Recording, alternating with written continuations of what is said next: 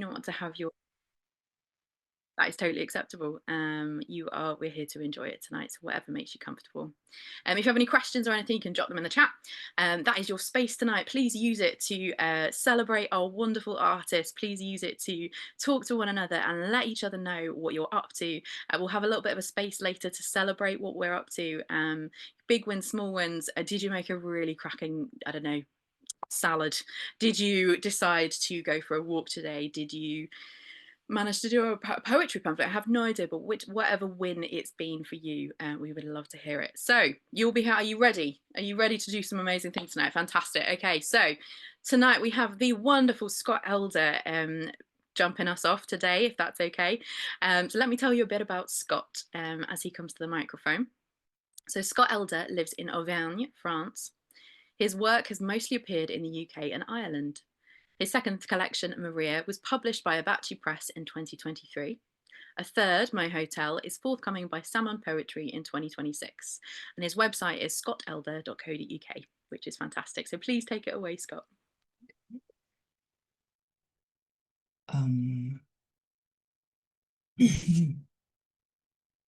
So I have three poems tonight, and they're more or less around the same subject of whether it be guns or weapons and this kind of thing. The first one is entitled Penelope. Penelope, when you came into Ithaca, I loaded my gun. A star fell in a trickle through a cloudless night. I stumbled over the fear that the fall had no end, and that was all, but for the gun. A fistful of light held in a clench of nickel, brass, and the like. I wondered if it be kin to starfall, if it bore in birth a sigh or a scream, if the distances wore away its voice until silence alone marked your return. The years tumbled down my iron cheeks, and I danced for my suitors till dawn.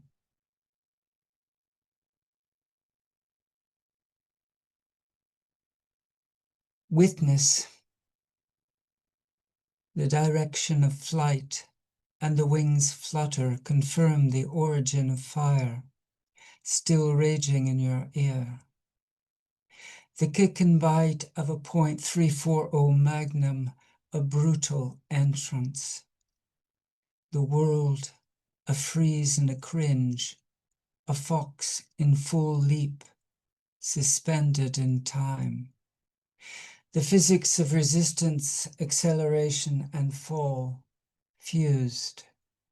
And you, pinned to the edge beyond the clearing, still listening to the wind creeping through dawn.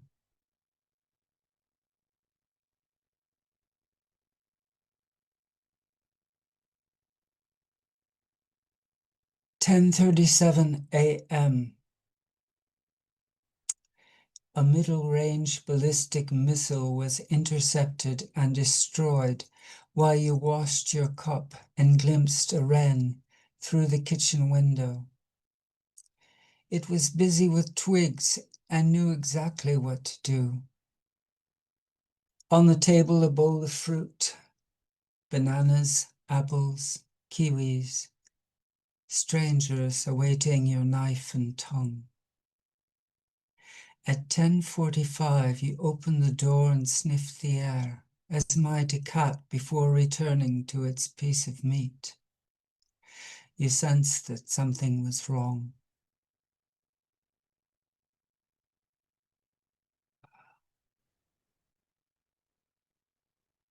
I don't know how to get back to you. Let's see, Zoom.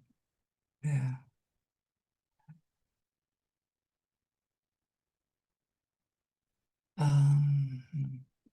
Thank you so much, Scott. I really appreciate that. Guys. All right, so before we go into shenanigans, we have the fantastic Ethna Longstaff with us to share some of her work. So let me tell you about Ethna. So what she's been up to specifically. So Ethna and Anne Cuthbert have been poets in residence at MIMA over the last few months, commissioned to respond to the exhibition The Secret Lives of the Bottle of Notes. The theme of the collaboration is messages, and Ethna would like to share some of the ekphrastic poems she's written in response to the exhibition and recently performed at, is it Mima or Mima? Mima, I think, at Mima's Art Mima, Social. no, Mima. Mima's right. Yeah.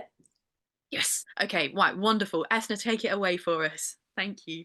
Thanks, Rue. Thank you so much for giving me the opportunity to read tonight. Okay, so we've got 3 poems tonight, and I thought the first one was going to be "And This Gallery." Lucy, have you got that on there? Or it doesn't really matter. Yeah, brilliant. Okay, let's do this one first. So yeah, Anne and I wrote Renga together. We've read that at a previous TWOOMPH, but the 3 poems I'm going to read tonight are ones that I've written in response to the space and to some of the works in the exhibition. So first of all, "And this gallery is not a narrow, dark room. It is lit, it is curated. It does not demand previous knowledge, smart art, words. The gallery elevates, has elevators, wears its glass frontage as aegis, admits light and scudded sky, stands for all. The gallery does not ask us to comply, is not shook by a pulled up hood or dirty white Asics. There is a picture of a lipstick here, and sure I see it, but I feel Revlon red, teenage missives, granny's handbag, cherry kisses. I like the way the doors open without effort here. I like the sourdough. I like outside where water rises through concrete musically and people sit on benches like open books, think about visiting this place. Atrium high, marble quiet, art hearted, to find a lipstick colour of their own. So that's poem number 1. So the next poem was written in response to a piece called Still Life Unpainted by Tony Charles, which was a set of fire extinguishers which had all identifying marks removed. So they were silver coloured, laid out in an arrangement in the middle of the gallery space of varying girths and heights. So I've called this Haibun, What the Fire Extinguisher Installation is Thinking. Art begets words. So are we Modigliani next, Morandi ceramics, or a crowd of aproned women watching silently at the gallows? Are we a bed of nails, piano keys, valves on a trumpet, spools of silvered thread, defunct chimneys, paintbrushes, urns, fingers? Are you reminded of fire training on that piece of scrub out the back of Wilton offices when you were the new young female engineer, surprised at the heaviness of the filled extinguisher, but you released the valve just fine, despite how exhausting it was to show up day after day for hard hats and blown gaskets and chemical spills? And how do I say your name? And sorry, we have no changing room for you just yet. Share with the men for now. In this gallery, we are released. All identifying marks ground away. Our threaded throats are open, thirsty. Fill us with wine, tall stems of stock. Push us over, lie down amongst us, imagine the music we could make. Nobody can say what we really stand for. We're just vessels, ground to essentials, deburred, exposed, new. fire extinguisher holds the door open.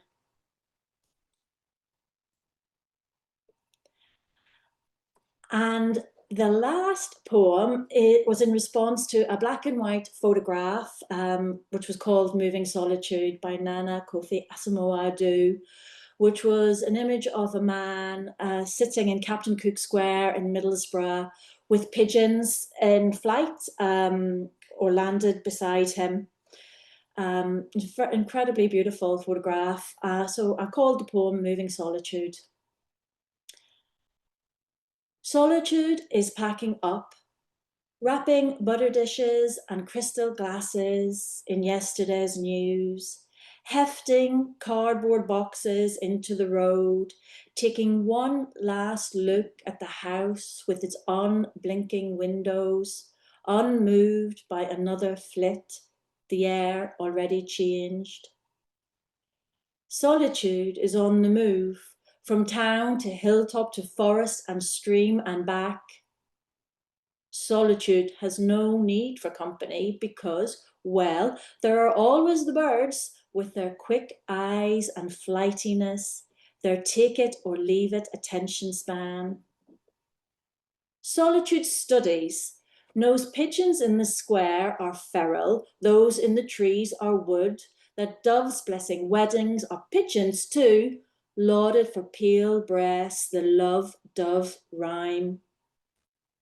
Solitude's favourite is the homing kind, blinkered and tagged, stalwart traveller, brave storms, glides over seas and cities until they circle above the place that sounds like home, swoop to a warm coop where they're welcomed with a bed of straw, a scatter of seeds, murmured tenderness. Solitude is resting, content with the pigeon's attention and the day that's in it. Thank you for listening to me, guys. Amazing. If you want to join me in taking your microphones off and going absolutely wild for Ethna. Thank you. Wow, nice. Thank you. Thank you so much for sharing. That was fantastic. Oh, loved it, and also loved the sheer variety of what were in all of those pieces that have just been shared. Thank you so much. Absolutely fantastic. I'm so sorry. I don't feel like I've done an excellent job of letting you know what's going to be coming up this evening, especially if you've not been with us before. So what happens is we have two halves. So we usually have a few readers, then we have shenanigans, where we do something a bit silly. And sometimes it's a treasure hunt around your house. Sometimes it is a word prompt, something that you are welcome to get involved with, or you don't have to. It's entirely up to you. But yes, we are going to have shenanigans and then a little bit of a comfort break this evening. We've got a little bit more time to play with today. We were just a few of us tonight, so it's all right, which is absolutely lovely. So I wondered, I was kind of thinking about it this today, and I was thinking, imagine if you were the only one who was able to see creatures clearly in your local area.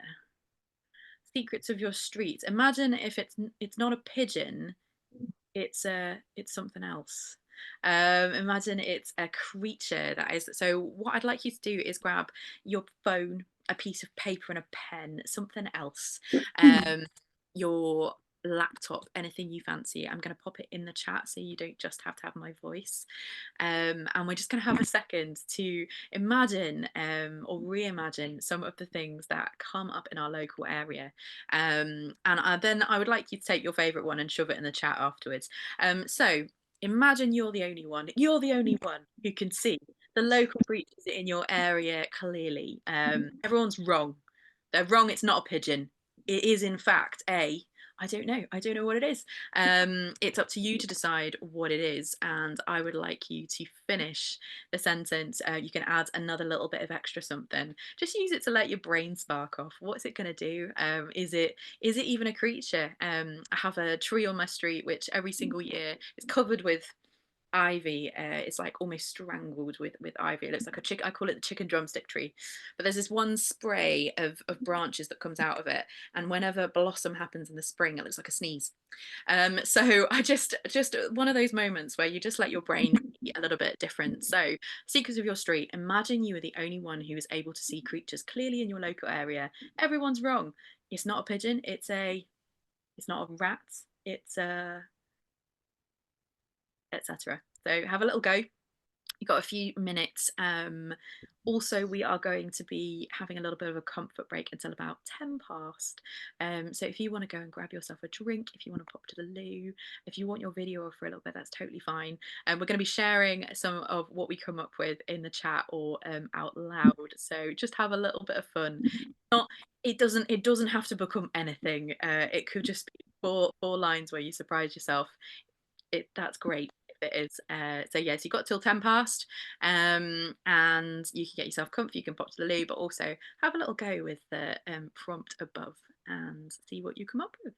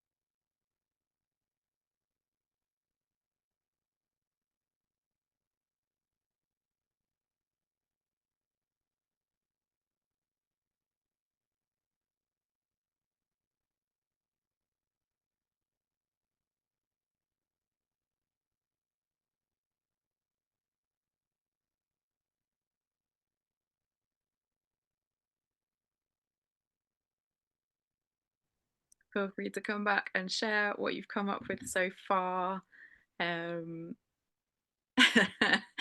So just as a little example, it's not a pigeon, it's a harassed agent of Mother Earth trying to tidy up after humanity. I always think that pigeons look an awful lot like they are just trying to keep on top of all the stuff that's on the streets, and they're going around and they're pecking and they're like, forget this thing. Yeah, so it's not a pigeon, it's a harassed agent of Mother Earth trying to tidy up after humanity. And then it's not a seagull, it's an earnest salesman trying to tell you about the wonders of the chip. Donna says it's not a grey wagtail. Love it. Denny says it's not a jackdaw, it's a boggart in the daytime, keeping an eye on your doings. Oh, I love it. That sounds amazing. Caroline says it's not a slug, it's the devil's sneeze run amok on the kitchen floor. Absolutely. Ethna, I mean, feel free, my lovely. I would love to do a collaboration with you. Ethna says I should edit my poem seagull salesman. Like, feel free, that'd be great. However, I think it was pretty amazing as it was. Fantastic. Amazing. It's not a grey wagtail, Muhammad Ali style, bobbing and weaving, chirping between nesting, then sweeping to the street. I love the music in that one. That's beautiful. Thank you so much for sharing that. Amazing. Fantastic. Oh, Louise says, here's my attempt. It's not a magpie, mischief maker, masquerading black and white, mesmerizing menace, imp of deception, harbinger of death. Gosh, you guys are poets. This is beautiful. Aaron says, the night thinks I'm alive already, handheld, flap wings bat. Day never believes breeze. See it fly at night. I'm sure just me feels both interlinked. Now, I love it, Aaron. That's fantastic. Glad it kind of got your brain going. Amazing. Thank you so much for sharing. Absolutely fantastic. Thank you, guys. I hope everyone's got a bevy. We've got another minute or so. If you want to pop anything in the chat, share it. Is it my? I feel like there's some crackles. I don't know if that's coming from my end or if it's just coming out. Caroline says it's not a cat. It's a destructive, fertilizing monster sent out as a gauger of tolerance. That sounds like someone who owns a cat. No, my neighbour owns two, only they love our garden. It's a giant litter tray for them. Oh no, I'm terribly sorry. Oh dear.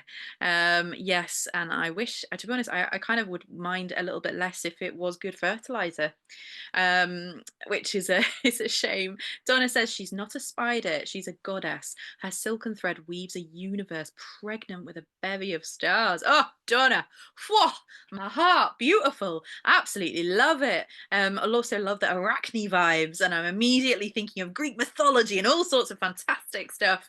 Thank you so much for sharing. That is fantastic.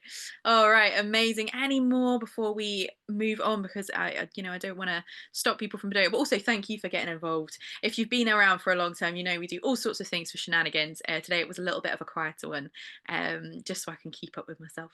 But thank you for getting involved with the prompts, and hopefully it also helps you look a little bit differently at the very commonplace things around you, which I think sometimes can feel like weird little miracles, which is kind of cool.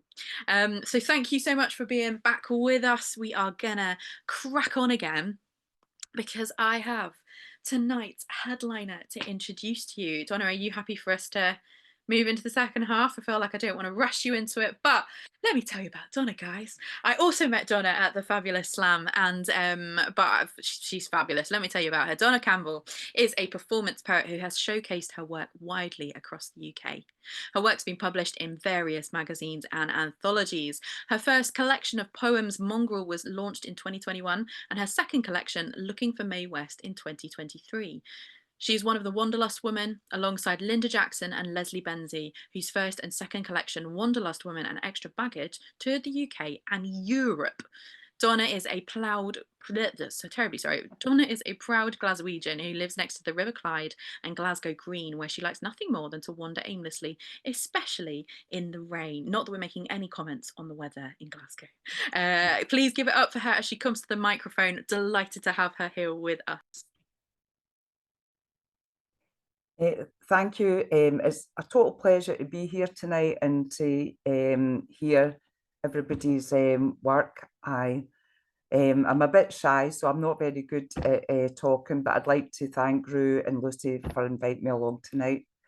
I'm going to, the first poem I'm going to read is I Bequeath Poem, and it was a workshop that was by Kevin Higgins, and you say it as this I bequeath, and it's about all the kind of not nice things that you would want to bequeath someone or a few people. So this is my I bequeath. To the smart arses at school who told me I was a waste of space and undermined my every move, I bequeath all the toenails cut over the years to add a bit of crunch and texture to your natural yogurt, and all the snotters my nose has ever secreted, especially the glutinous ones that stick to the fingers and are hard to flick off.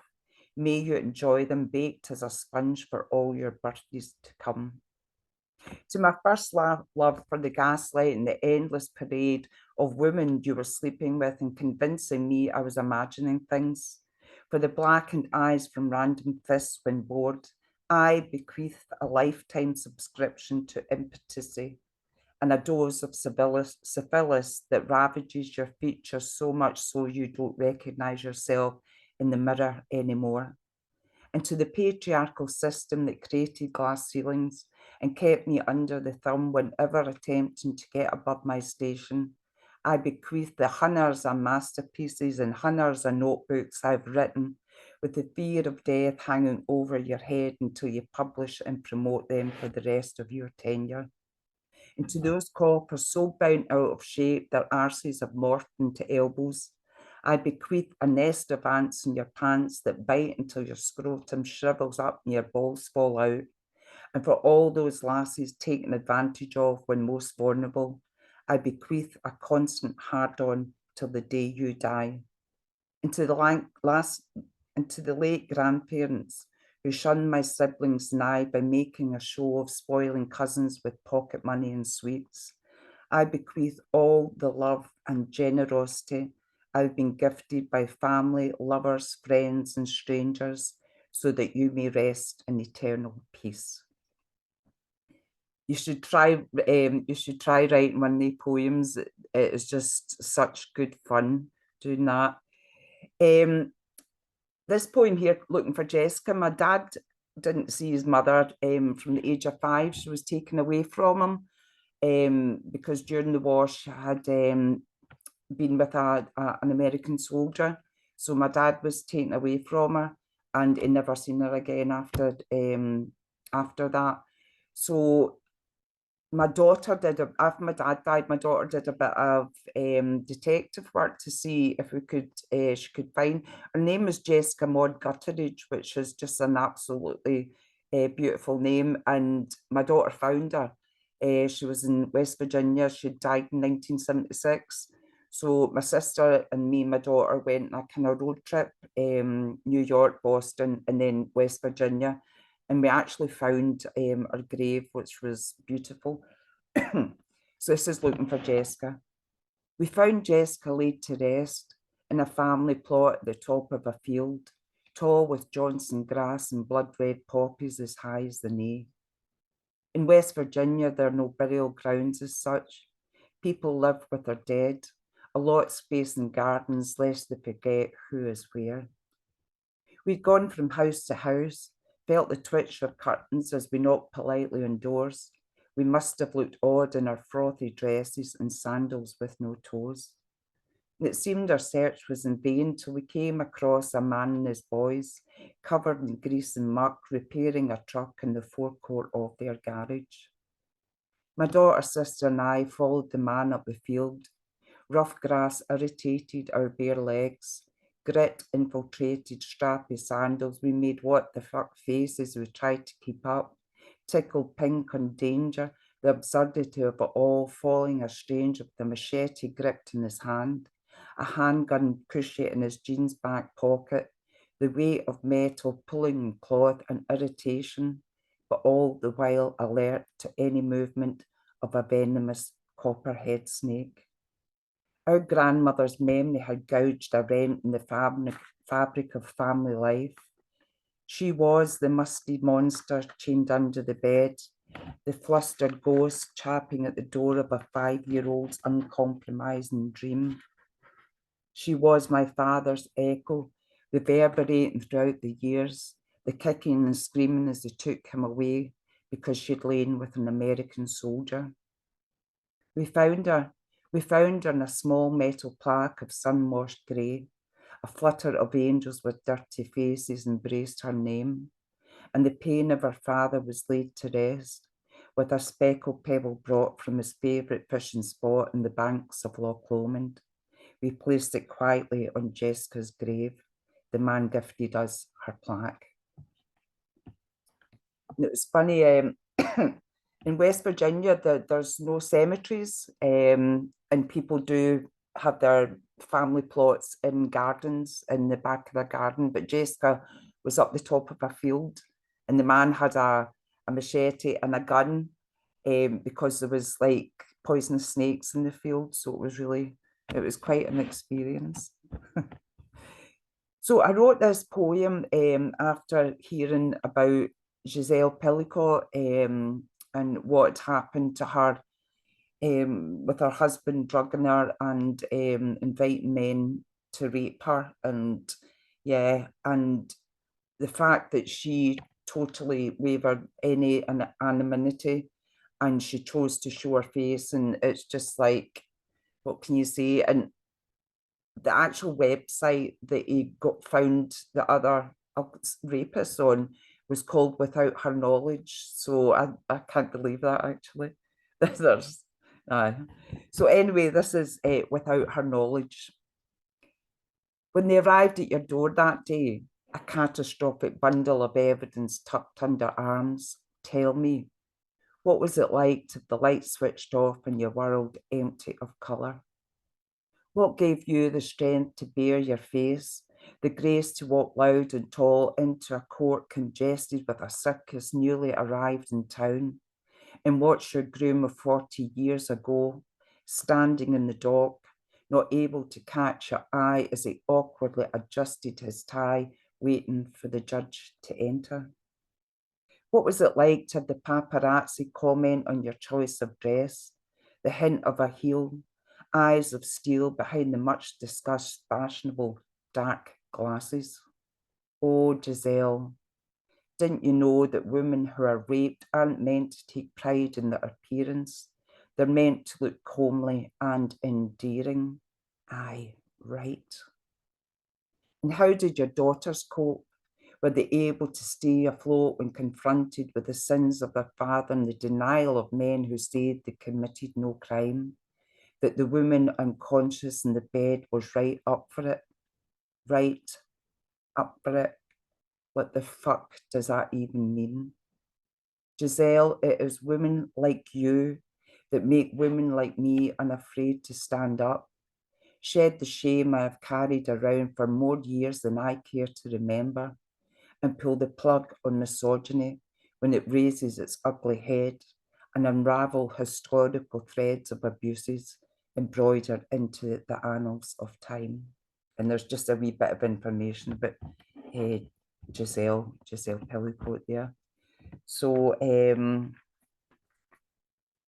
so the next poem I'm going to read is, where is it? I've got, this one here.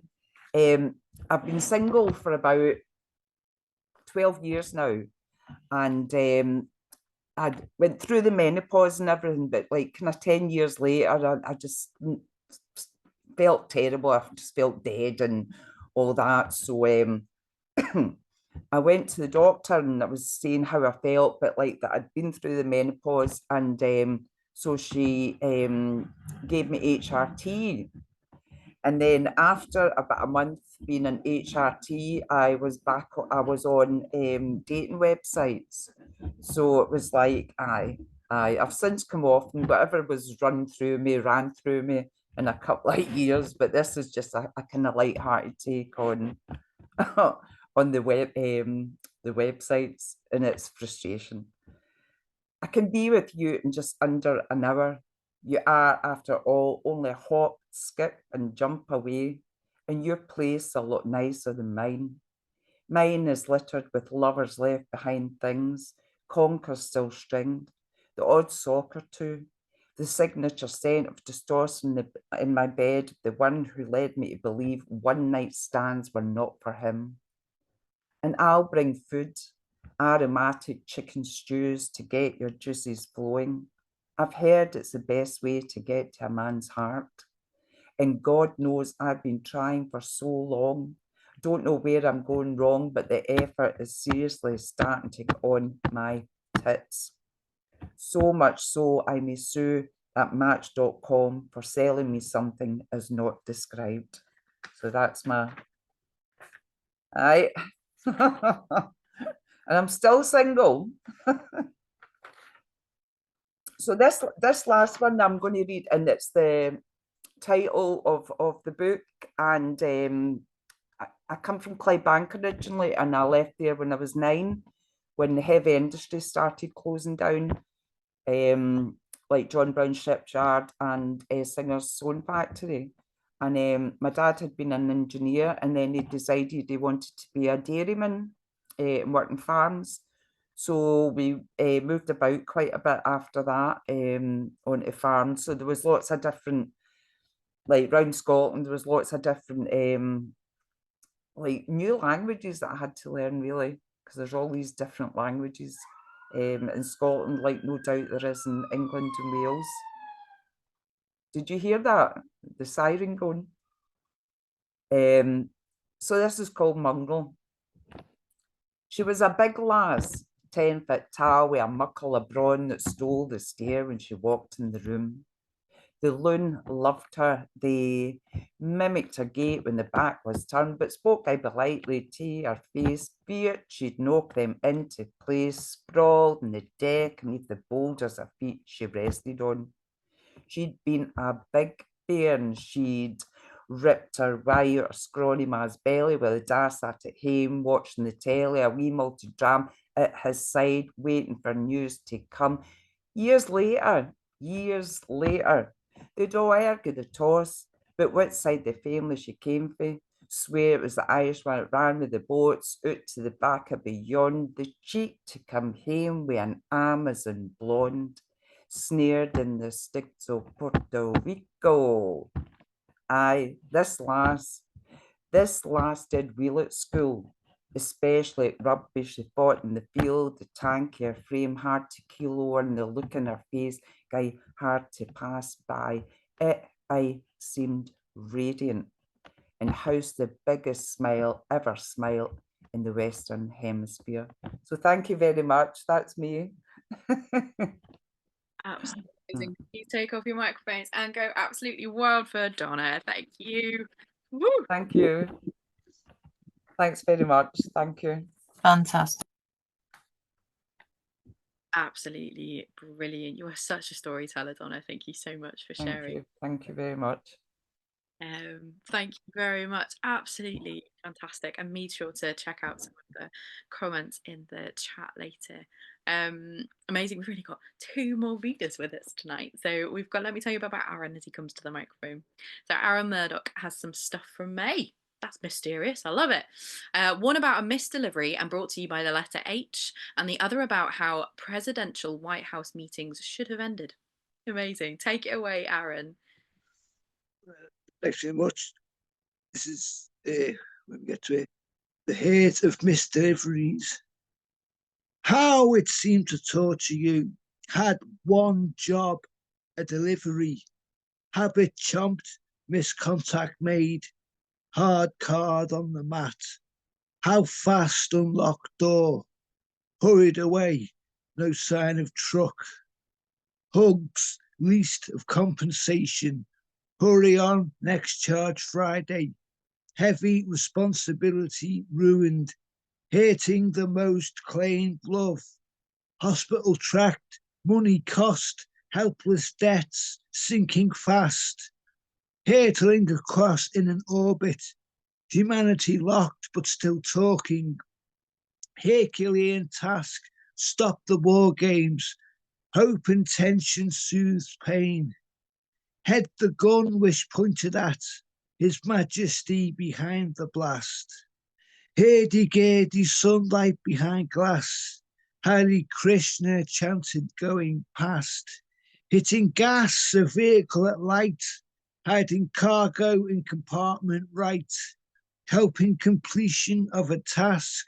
Historically, if noticing, it's a pact. Held questioning, but not the last. Here come the expert of facts. Hero to ongoing and it's smashed. Hardest against oxygen, endless packed. Hated stopping, instant just as that. Heretic who said the earth is a trap. Hexachrome, science knows, answer that.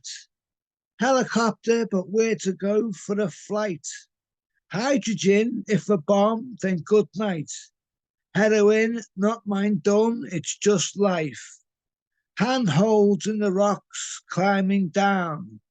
Happy now, any stop means another's around.